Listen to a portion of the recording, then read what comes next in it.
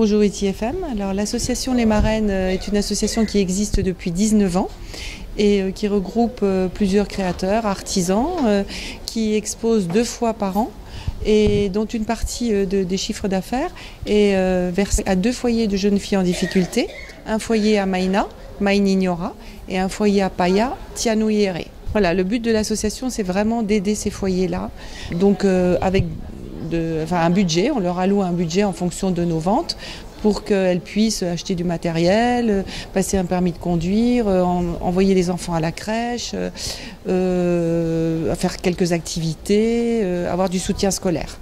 Lorsqu'elle a arrêté de travailler, a fabriqué des meubles en bois et elle voulait que ça serve à quelque chose.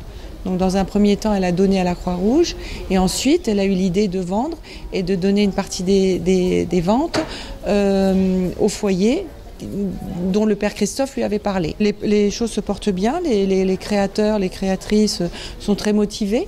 C'est l'esprit de Noël, donc on a envie d'aider et tout le monde fait avec son cœur. Je pense que tout le monde y met du cœur pour fabriquer. Et dans un bon but. Voilà, c'est le même but. Donc il y a 2 expositions, donc une en ce moment au Manava du 15 au 18 novembre et l'autre à la mairie de Papeete pour que ça soit central du 5 au 8 décembre. Voilà, il y a environ une vingtaine d'artistes ici, on aura une vingtaine dans l'autre exposition. Donc on trouve de tout, du linge de maison, des jouets pour enfants, des bijoux, des sculptures, du chocolat, des savons, des bougies, voilà, toutes sortes de choses, de décorations. Alors tous les ans, il y a des nouveaux créateurs qui viennent. S'ils ont un projet, on étudie en bureau. Et voilà, si les gens sont motivés de redonner une partie de leur vente, ben c'est avec plaisir qu'on les accueille. Eh ben, mon message, c'est d'abord que c'est double emploi, c'est de pouvoir faire ces cadeaux de Noël et en même temps de faire une bonne action. Parce qu'on est sensibilisé à ces jeunes filles en difficulté, qui ont des problèmes psychologiques et qui ont subi des traumatismes.